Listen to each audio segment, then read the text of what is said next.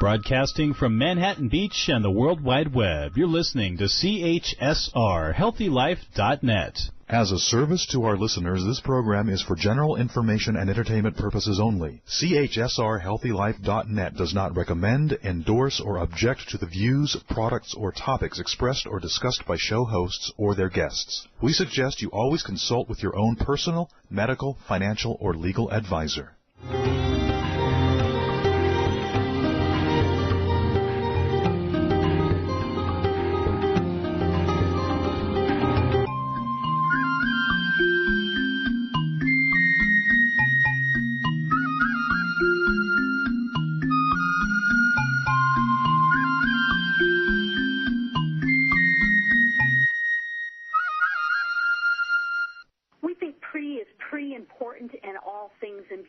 Welcome to Radio AMB, designed for those who want to live a long and vibrant life.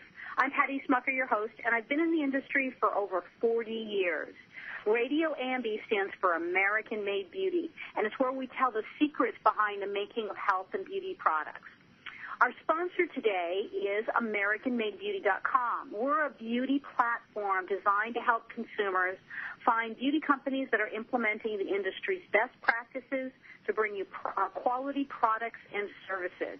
You can actually go to AmericanMadeBeauty.com to find those companies, and if you'd like to sample products, go to the consumer link and check out the brands that are in the virtual beauty box for this month. We're delighted to have you with us today. And, it's often interesting how you come in contact with different people along the way. I have the good fortune of going to seminars and beauty industry events all over the country. And I oftentimes go by myself because it's really easy to find a seat for one. I can really think and process all of the information that's going on. But as occurred to me a few years back, I also have the opportunity to meet some wonderful people along the way. My guest today is one of those people who happened to accept my invitation to join me at a busy restaurant that didn't have seating for a lot of people, and I had an extra seat, and I invited her to my table, and just a delightful conversation ensued. My guest today is Paula Hayes. She is the founder and CEO of Noir, which is a cosmetic company that is designed for women of all colors. Through Noir, she's sharing her passion for beauty by expertly developing luxury, skin-friendly color cosmetics in a rich palette and premium color effects specifically for women with deeper toned skin. Paula graduated from Lewis and Clark College in Portland, Oregon, where she earned her Bachelor's of Science in Biology and was an all-star track and field athlete. She earned her MBA at the University of Phoenix while working full-time as an R&D chemist. Currently, she is a member of the Board of Trustees for Lewis and Clark College, where she is co-chair of the Academic Affair and Student Life Committee. During our feature segment today, we'll hear about her history, how she got into the industry, and learn exactly how this upstart manufacturing facility right in Portland, Oregon, is making things happen. During our second segment that we call In the Jar, we'll talk about her blend of science and technology to serve an underserved community and the understanding of how raw materials really make a difference in the end product. During our segment that we call Beauty That's Sold Deep, we'll talk about the aspirational part of the brand, how she's giving voice to a community of people that don't often see their image reflected in the landscape of American beauty advertisements and things like that. And then finally, in our last segment, Beauty Biz, we'll talk about how Noir is rounding out the professional makeup kits of some of the top artists, makeup artists, and beauty influencers in the world today. So it should be a fun show. And, Paula, I'm just delighted to have you with us today. Thanks, Patty. I'm delighted to be here. I often reflect on how we met, and you're right. I have the good fortune of meeting some great people that are doing wonderful things in the industry. So thanks for having me. Yeah, my pleasure, my pleasure. So let's, my audience loves to hear the human interest stories. Well, you know, how did people actually get started? And here you are now, the owner of your own cosmetic company where you actually are physically manufacturing. Let's start with the backstory. Where'd you grow up, and how'd you find your way into this industry? Sure. So like most, it definitely was not a straight path. So I grew up in Inglewood, California. So I grew up right in the heart of South L.A. I was one of those girls, like many, who fell in love with makeup the very first time I tried on my mom's lipstick. I remember it was a bright burgundy color, and I looked at the image I saw. I looked at those lips in the mirror, and my eyes just kind of lit up because I love color in general. Obviously, my mom wiped it off my lips and said you have to wait till you get a little bit older. But as I got a little older, I found that fascination with makeup didn't go away, but I entered a whole different period of my life where I started to struggle with skin issues. Mm-hmm. I have extremely sensitive skin, as do most of the women in my family, and I found over the course of time that one of two things happened. If I used a product that had great color for my darker skin tone, often those were the products that just wreaked havoc on my skin in one way or another. Left me with scarring, left me with, just some ill effects from the makeup. Oftentimes we would look for things that would be more skin-friendly, and when I found things that worked for my skin that didn't wreak havoc on my skin, often the colors just weren't right. They didn't look right. I didn't feel confident wearing them. It wasn't the right fit.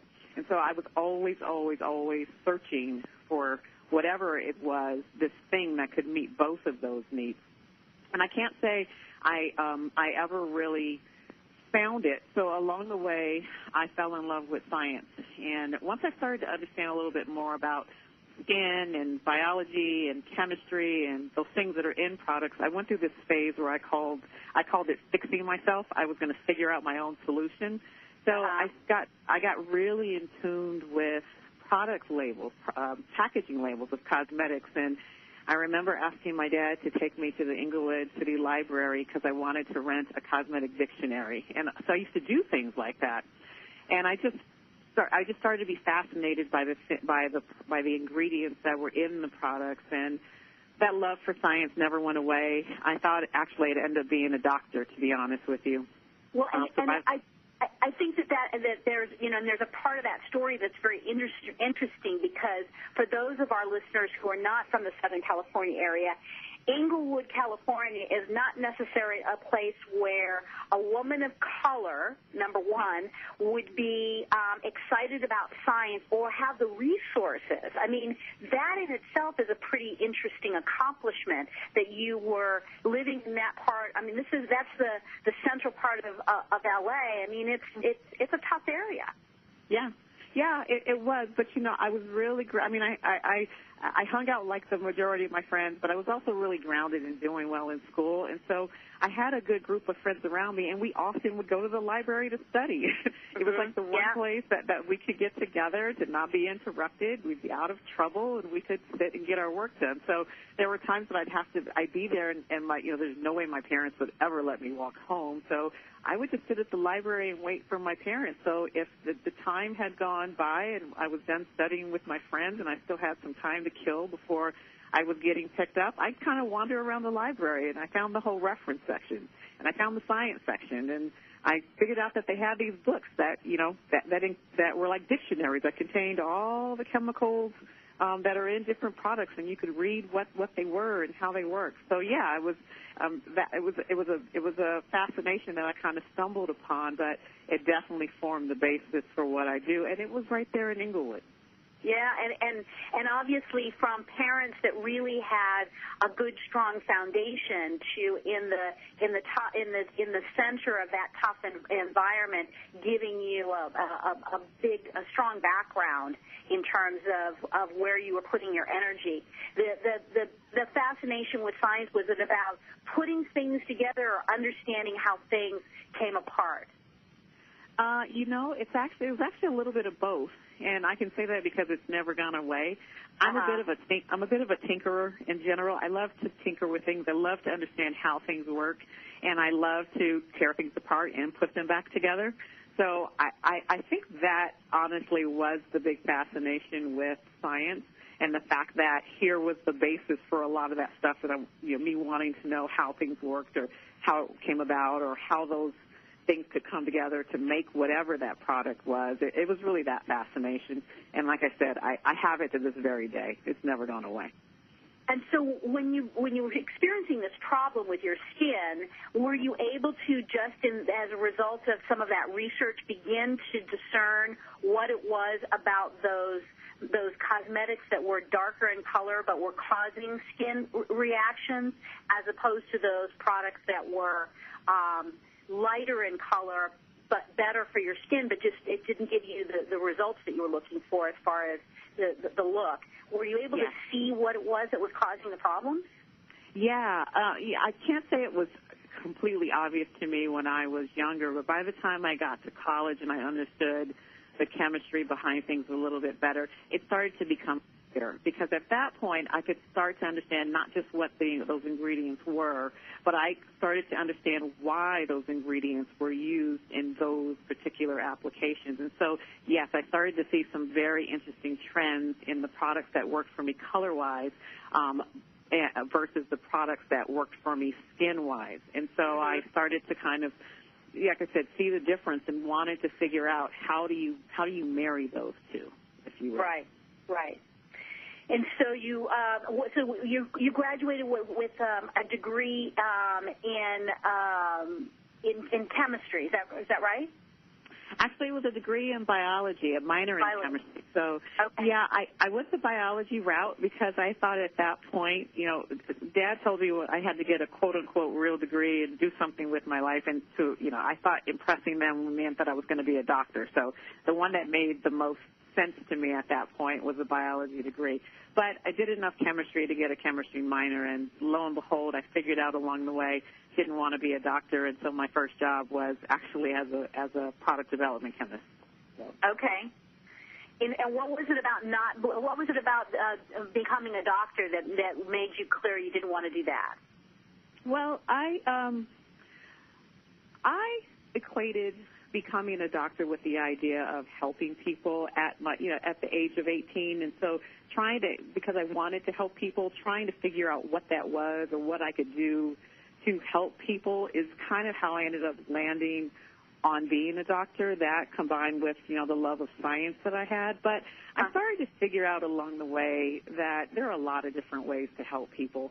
And there's a lot of different ways to help people in using my scientific background. So I was one of those kids who always sought out information and even mentors. And I did spend some time my last couple of years of college really trying to decipher if I was going to enroll in med school, and I ended up talking to quite a few physicians and visiting a few local schools that were in the Portland area, and really kind of deciphered for myself that, no, I don't want to be a doctor. I'm fooling myself, and I'm fooling everyone else if I think that's my route. And but I had worked really hard on this degree, and I was going to figure out something to do with it. Well, that's exciting that you were able to, at such a young age, be able to take that diligent process to sort of really question and decide your path. When you decided that it was going to be the chemistry and going into the cosmetic world, what were the steps from college to the point where you're at now with your own manufacturing facility?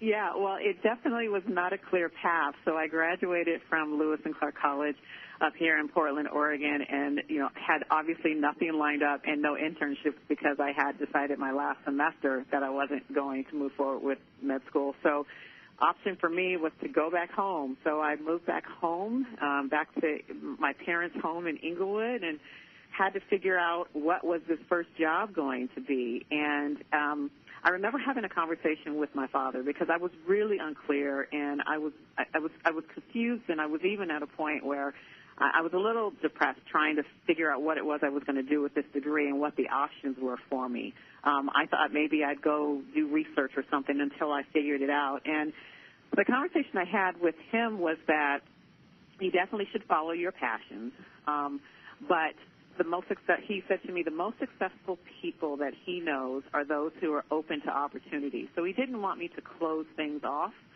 I had by then had a full fascination with cosmetics, and so I was looking in the L.A. area for any cosmetic company I might be able to go work at, and I'd say the search was really, really, really hard.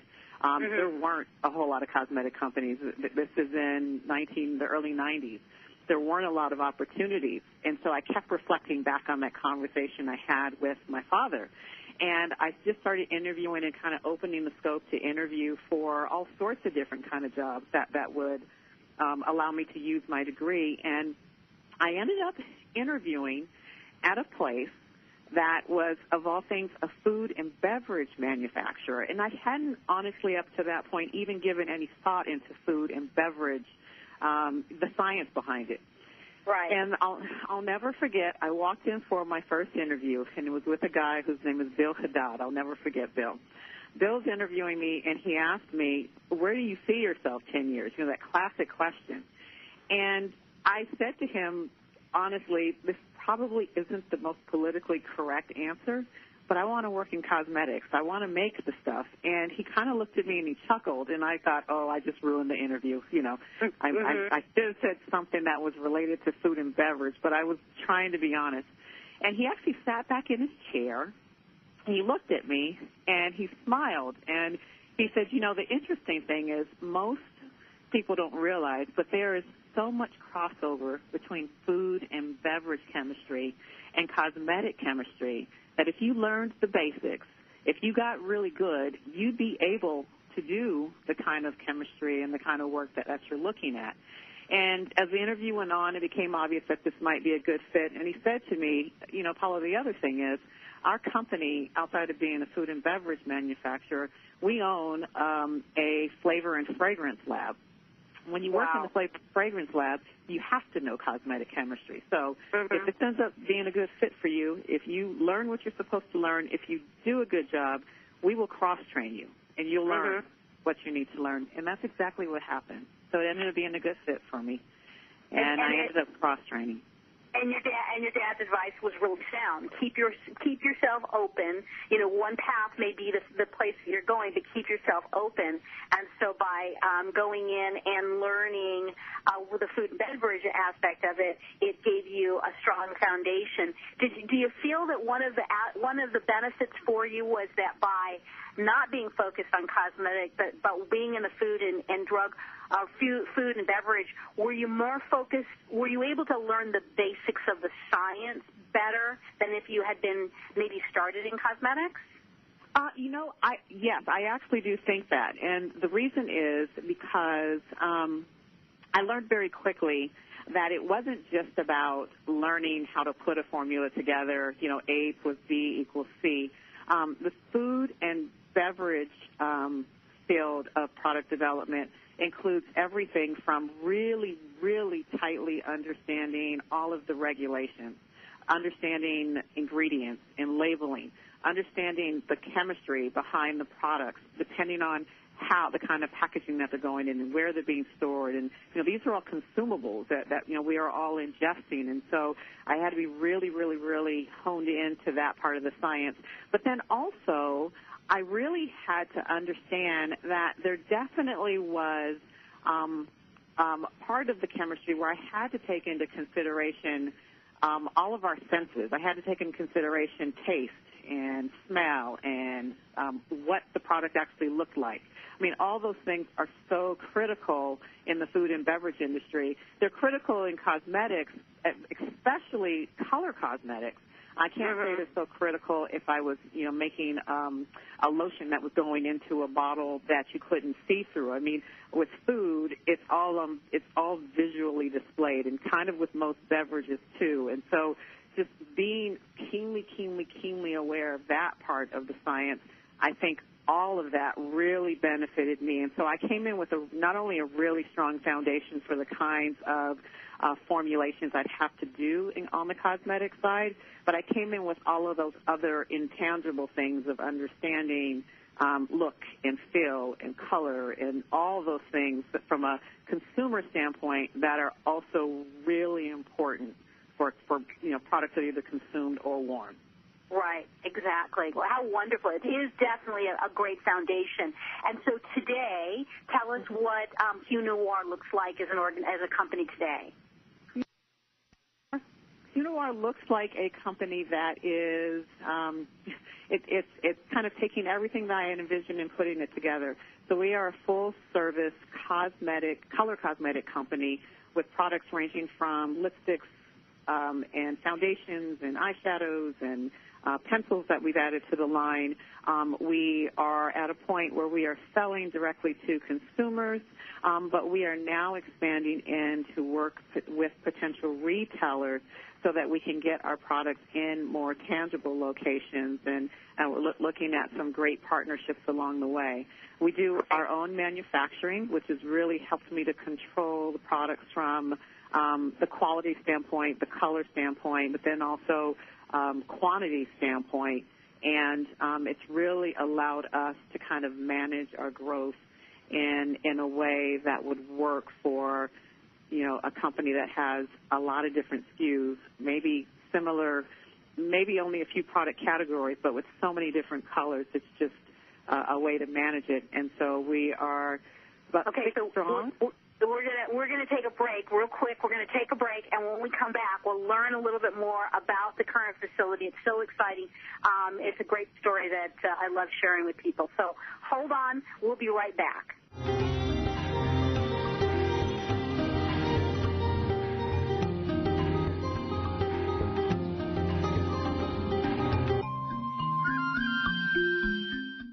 Shh. Over here. Here's a secret for a virus-free computer. ESET. They've been a pioneer in the antivirus industry for over 25 years. 25 years of innovative, top-rated antivirus protection. ESET's award-winning security solutions provide a safe online experience for over 100 million home and business computer owners. They are so affordable, fast, and simple to use. So be gone, you blue screen of death. ESET's on my computer. If it's not on yours, visit HealthyLife.net's advertiser page and click on ESET now. Here's the thing about beauty. It's pretty. At AmericanMadeBeauty.com, we're all about the pretty, making it easy for you to find what makes your beauty shine. We have essentially everything you need, and AmericanMadeBeauty.com celebrates brands that were created right here in the U.S. of A. Imagine everything you need from the best hair, skin, and nail products to makeup and even the tools, because it's all about pretty at AmericanMadeBeauty.com. We also think you're pretty important, so visit AmericanMadeBeauty.com. Browse, buy, learn. AmericanMadeBeauty.com. Where positive people and radio unite. HealthyLife.net.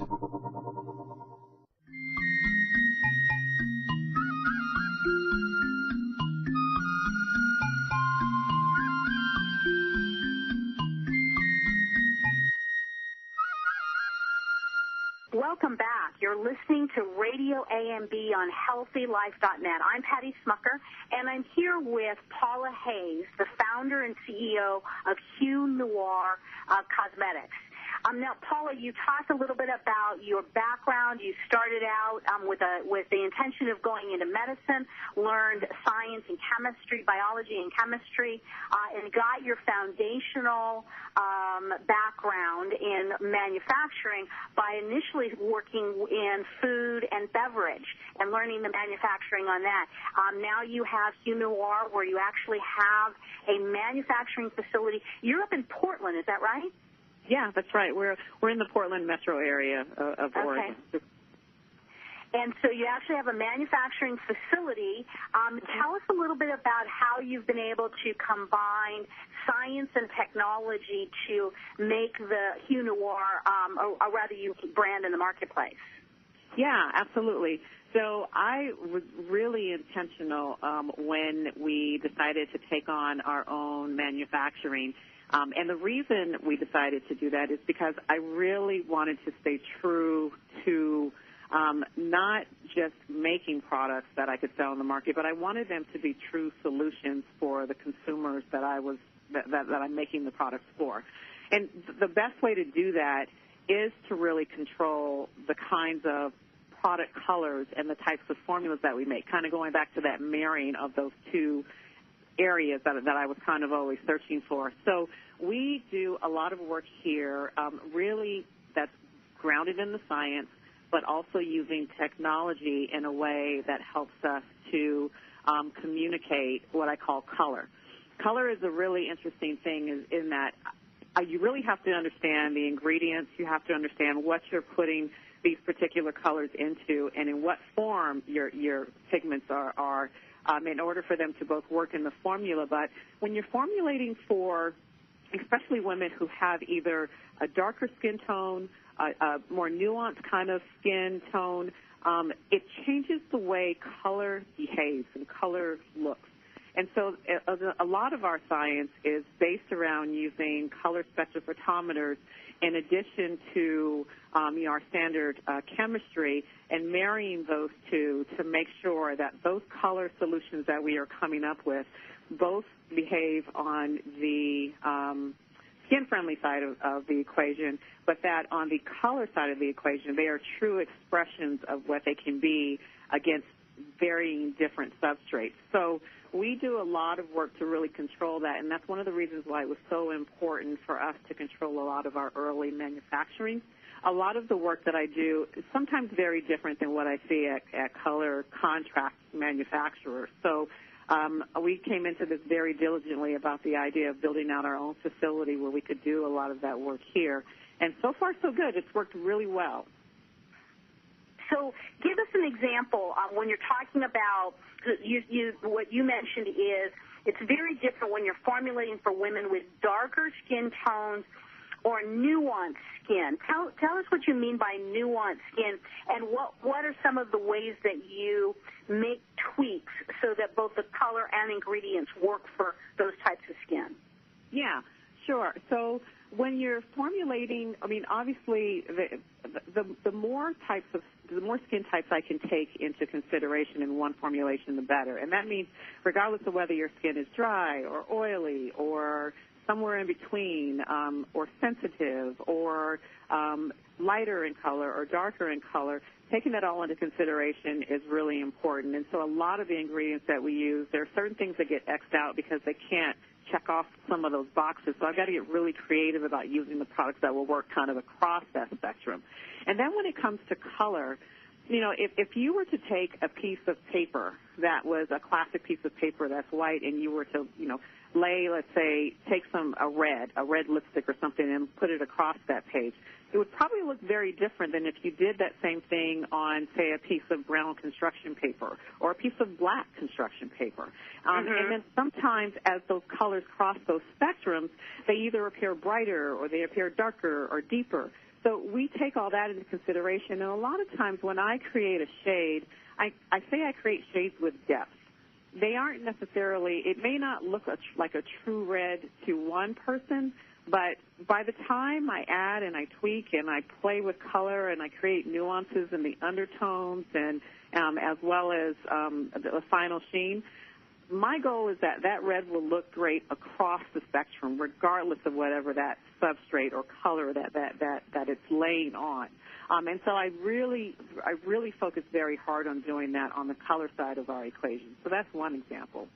When it comes to creating things like foundations, that's taking a look at the pure science and readings of what someone's skin tone is and figuring out how to recreate that with pigments that are set and are stagnant. And sometimes to get to some of those skin tones that aren't so obvious, it takes a little bit of a different approach in the color chemistry to match it. But using our spectrophotometers and equipment, we've been able to do just that. And so, for example, with my skin, you actually used this. What's the term you use? Spectro. Yeah, the spectrophotometer. So it's a handheld device that I use that can take exact readings of color. It can do it both on on a lipstick, but we also have worked very closely with a major imaging company out there to use some of their technology to help us take exact skin tone readings, everything from the amount of melanin in your skin to, it can do hemoglobin readings, but it can also do something that can tell me exactly how much red, green, blue, yellow, white, black, all of that was in your skin. And so based on the reading I got from the machine, I was able to create a foundation for you. And that foundation, I have a variety of different ones that I've used over the years, but I actually have been pretty selective. And, there's probably, other than yours, there's only been 2 other ones that I have consistently used over the years. And by far, both the coverage as well as the appearance of my face to my neck, there's no comparison with your product as compared to the other ones that I've used. So how does someone, I was able to physically be in your facility and get the measurement. How are you working for people to be able to get that kind of really, really great match? Yeah, so we're taking a 2-pronged approach. Some of it is just in gathering enough data, so taking readings any chance I get of women, regardless of where I am, wherever I am in the country, I'm taking readings of skin tones. And we're using all of that data to help us see the similarities and grouping so that by the time we get to the general marketplace, we're positioned with 15 shades that can work fairly universally across most skin tone spectrums. So that's one way that we're approaching that market. The second way is really working right now to find ways to take my technology, which I know can do the job, and marry that with technology out there that would allow people to, whether it's taking a picture or being at one of the retailers we may be working with, to gather the same kind of data, because all it really takes is communicating that data between the two of us, between us and the consumer. As long as I have that data, I can typically have something or create something that will be so close to skin tone that the human eye can't tell the difference. And that's a little bit of what you experienced when you were here inside of the lab. So as I said, we're taking that 2-prong approach to be able to provide that to anyone who wants to wear Noir foundation. Right, right. And so the idea at this point is by having your own manufacturer facility, not only are you able to gather that data and start continuing to advance your palette of colors, but also that you're able to do small batch, fresh batches of product as well. And then is that sort of a long-term plan? That is the long-term plan. That ultimately is the way that I want to operate. It's just it's convenient for us. It means that we don't have to house a finished goods that will end up going, bad unless we sell. But it also allows us to control color, and it allows us to really meet our consumers' needs. And so small batching is the way that we've been set up. It's the way that's worked for us, and it's my long-term goal to continue it that way. Well, one of the things I love, and we're going to wrap this up, but the whole idea that I'm buying from you a foundation that was freshly made, and rather than something that's been sitting in a warehouse for a couple of years. Yep. So when we come back, we're going to talk a little bit more about beauty that's sold deep and the way this brand is helping to give a voice to people who are not necessarily reflected in the landscape of American beauty. So stay with us. We'll be right back with Paula Hayes of Noir.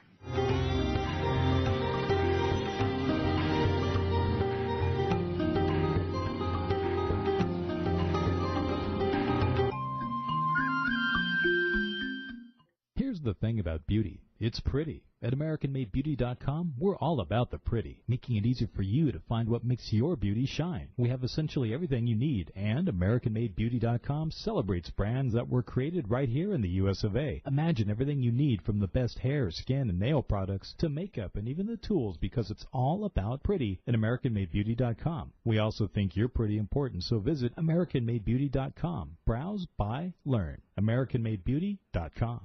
Radio your way. HealthyLife.net.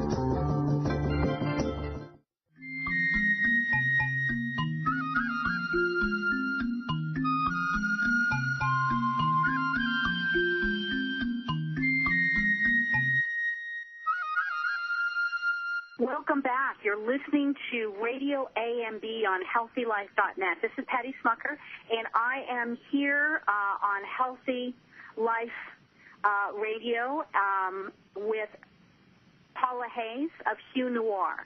We've been talking about color cosmetics, and she has developed a manufacturing facility in Portland, Oregon, where she is actually physically making and manufacturing product, a rich palette of premium color effects specifically for women with deeper skin tones. So, Paula, tell us a little bit about, as the brand has unfolded, you launched Noir in what year? I launched Noir in 2009. 2009. So you've been doing it for a little time. Tell us about some of the people who you find are starting to get voice as a result of being involved with your brand. Yeah.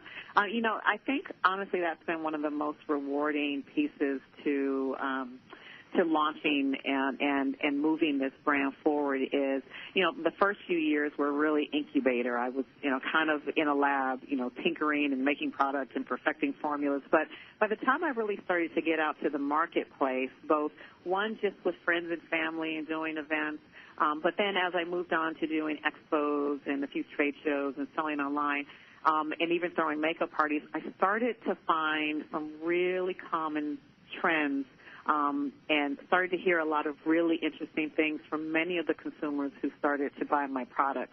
And one was just a genuine surprise that a company like mine existed that really was focused on more nuanced, darker skin tones, but that were focused on it in a way that provided products that were skin-friendly. And what I often started to hear from women was that I started to see the emotional side, and that was the thing I think that has been most rewarding, but also the most surprising for me, and that I started to hear stories of women who had given up on wearing color cosmetics altogether, not because they didn't want to, but because they had either so many bad experiences or had trouble finding what they wanted that they just decided to give up on the category altogether. So there was nothing like seeing the face of a woman who said, I've never been able to find a foundation match and to actually match her and to see her eyes light up and sometimes is gasp like there is something out there. Or someone who was never daring enough to wear a dark lip color or a red lipstick because they felt like they've tried reds before, they're not a red person, there's no way that they could wear red would never look good on their skin tone. And then I'd pull out one that maybe I thought would be a really good fit, and to see their eyes light up when they saw their image. It kind of reminded me of when I was that little girl trying on my mom's lipstick for the first time. Right, so that started to become rewarding to just, see that and to see that, there were people who had given up, but to see them find that there was something that they could use that worked for them was really rewarding. And then as I started to get further into the brand, what I really started to see and experience and started to really tune into was the idea of how do I market this brand on a wider scale. And as we really started to look at the landscape, we started to obviously see some of the deficiencies around women, especially darker-skinned women, seeing themselves reflected in whether it's advertising or marketing or just aspirational images that they look to or even tutorials. I started just hearing stories and story after story of women who were expressing this that there was just something that wasn't quite there. They didn't feel completely represented. And it was at that point that I realized that my solution to the marketplace couldn't just simply be about the color products, that there was a bit of it that needed to demonstrate the aspirational nature of the brand. And so we started to become very conscious on our budding but growing social media presence right now of being a voice for that group. Really making sure from an aspirational standpoint that we stood the test of time, that we were as professional and looked as good as all those other brands out there, but really helped, women who maybe felt like they didn't often see themselves, kind of reflect and see themselves a little bit more in some of what we're doing. And then I started to really turn my attention because people asked me if I would make products for teens and tweens, and I really don't have an interest in making products for teens and tweens. What I really had an interest in doing was figuring out how to be a voice and talk with and work with teens and tweens to help them find their own individual voices. And then, kind of as my mom wiped off that lipstick for me when I was young, let them kind of work their way into it as they got older and got more comfortable with themselves. So I started to get really involved with groups and organizations that work with young girls, not just from a standpoint of self-confidence and aspiration, but I also wanted to kind of inspire and show them a little bit of what's behind all this stuff, because I came to the realization that, you know, without the science, without the technology, without engineering and math, none of these products would exist. And so I started working with Girls, Inc., and specifically with Girls, Inc., which is an organization that works and helps to empower younger women and girls to find their voices. And they often had girls in their program who were interested in science but thought it was all boring, never thought that they could do anything with it.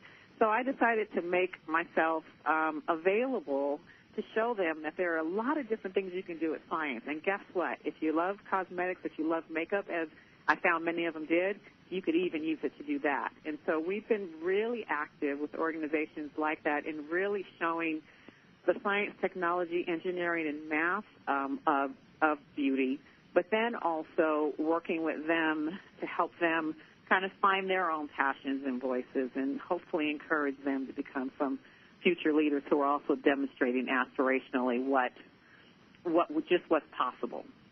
You know, and this is the kind of story that I love, because it really comes down to the heart of what the health and beauty industry is all about. People think of it as being very superficial, but at the end of the day, it is a real science. There is science, technology, math that's behind all of the making of these things, and that confidence inspired in women and in young girls also helps to raise up our society, raise up the awareness that people have. So I think it's just wonderful work that you're doing, and you're having that opportunity to be in that place to inspire and role model. Because really there's not a lot of women that have both not only the interest, but you've also put behind it the science part of it.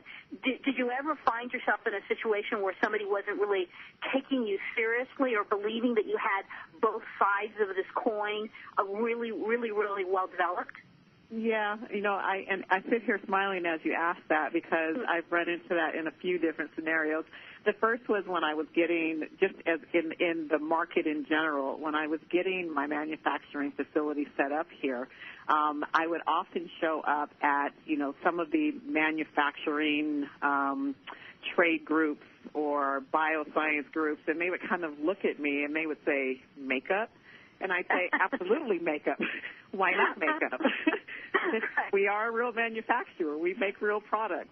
And then on the side of working with the girls, I'll tell you, one of the most interesting experiences is when I bring in a group of young women for the first time who I've never met, who don't know much about the brand. I ask them one question, and I always ask them, well, before I even show them my facility, I ask them, when you think of makeup, what comes to mind? And, of course, I always hear the superficial. And so I take that all in, and I hear everything from, you know, models to anorexia to there's a lot of things that they say. But I take that in, and then I say, yeah, that's really interesting. Let's talk about the science, technology, engineering, and math. And then I walk them into my facility, and they can see my machines at work, and we can talk about how you engineer and make a lipstick bullet, or we talk about the kind of pounds of pressure you need to press an eyeshadow and how you make all this stuff happen, and it just, a light bulb comes on. So, yes, I do. I can just see eyeballs popping. So with that, we're going to take a break, and when we come back, we'll round this story out by talking a little bit about how Paula is rounding out the professional makeup kits of top makeup artists and beauty influencers. So stay with us. We'll be right back.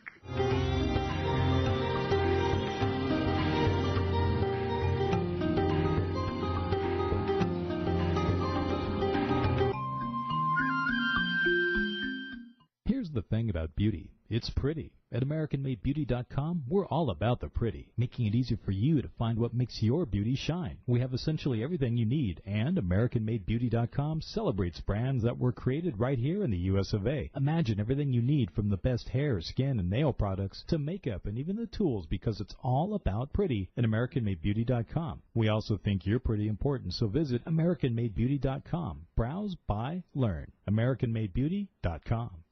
Oh, man, it never fails. My suitcase just got ripped apart. Life is a journey. Make it a pleasant one. Use Samsonite. You know the name. For almost a century, Samsonite luggage has proved itself to be the worldwide leader in innovative travel solutions. Let it be yours. Visit HealthyLife.net's affiliate Samsonite on our homepage and click to look at the fine luggage from suitcases to golf travel bags. And don't forget, take a look at their travel accessories. Make life a journey, a pleasant one, with Samsonite. HealthyLife.net, where positive overcomes negative.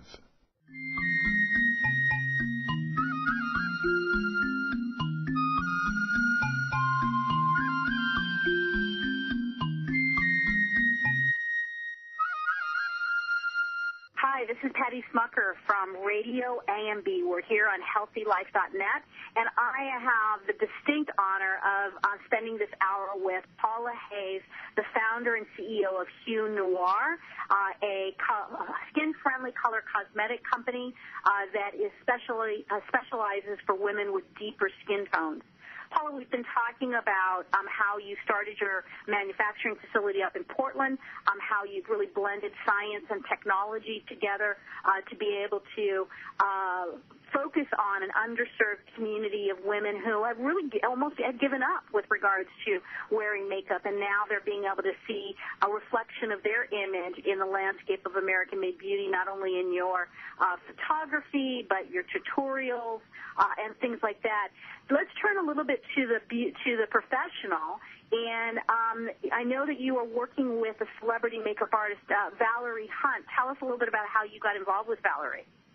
Yeah, it actually is one of those too good to be true stories where, as I was beginning to move the brand forward and move on to this next phase, I started to hear some very common things from women who are either doing work on film or camera or just in a more public way, that they are often struggling with when it was time to get their makeup done before they stepped in front of those mediums. And I started to hear that story over and over. And also, the other thing was that I am a chemist. And there are many times when we do an event or I talk to women where they want me to give them tips on how to apply everything. And I have to look at them and say, oh, I can show you what I do, but I'm a chemist. I can break this down and tell you everything that's in it, but I'm probably not the best person to teach you how to do a smoky eye. I can show you mine. And so I knew that having an expert on the application side of the products who was really going to use it and dig in was going to be a benefit to us. And so, as luck would have it, I've worked with a few makeup artists along the way, but I ended up in a conversation at a women's group up here with a friend who had who had another friend who had just moved to the area. And that friend happened to be a celebrity makeup artist from L.A. who now lived in the Portland, Oregon area and was struggling to find work up here. And I said, go figure. We're both in Portland, Oregon, both from L.A. I often do work down that way. And so we ended up just connecting, and it turned out that Valerie and I had not only a lot in common, but we grew up very similarly and very close to each other. And she really started to understand what I was doing with products and really saw the benefit. She's worked on a couple of major celebrities exclusively, and has moved on to do a lot of film and TV. And once she had a chance to come in and play with the product, she really saw that there was something here, and she turned to me and said, "This is missing from a lot of makeup artist kits." And I had kind of thought that, but here was this person who was physically working in the industry who not only saw the benefit, but she saw it so much that she ended up taking all of my different colors and hues, and she took them to the set of one of the shows that she was working on, and all of the artists immediately started using the product, and they all came back and said, this is exactly what we needed for our actors, for, you know, major names that are working in the film industry. And after that experience, Valerie and I started talking about just what a benefit it would be to get product to a lot of other makeup artists who were looking for more options in their kits. And I explained to her that I was hearing a lot of those same things too, or I was hearing from actors or actresses who were trying to find things to put into the kits of the makeup artists that were doing their applications. And so we have now today put our product in the kits of 20 celebrity makeup artists, and they're using them in everything from major television shows to film to red carpet, and even makeup artists who are doing things like working on professionals who are going to give TED Talks and others. And so we found that that's a great place for us to really demonstrate the capability of the brand and the fact that it is versatile enough that it's not just for day wear, but it can be used, you know, across various needs and means. And so working with Valerie, we've been able to not only really validate how beneficial it can be for makeup artists, but we're actively working to expand that program. My goal is to get Hue Noir in the kits of as many makeup artists as I possibly can, because it only arms them with the tools that they need to provide the best services that they possibly can to their clients. Right. That's great. And so what lies ahead? What are you seeing as where you're going with Hue Noir in the next 2 to 3 years? Next 2 to 3 years is really about larger scale penetration of not only the domestic landscape. So because of programs like American Made Beauty, we've been able to many retailers here in the States not only demonstrate that we are a brand that has value, but the fact that we are made in America is really speaking to them. And so my goal is to get products in as many of those retailers as we can.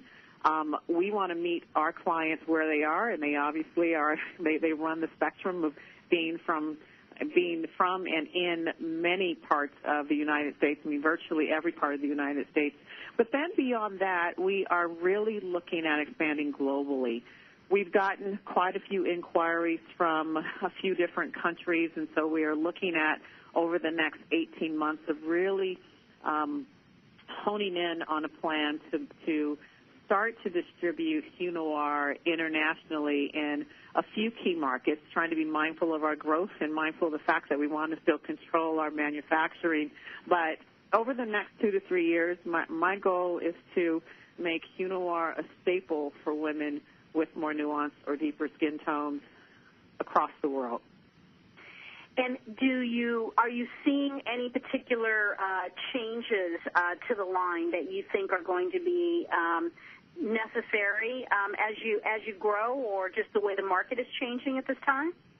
Well, I do definitely. I am one of those people who is always paying attention to not only the science but to ingredients and where I can continue to make improvements or where there continue to be advances that will really help to expand the line. I will definitely be taking those things into consideration.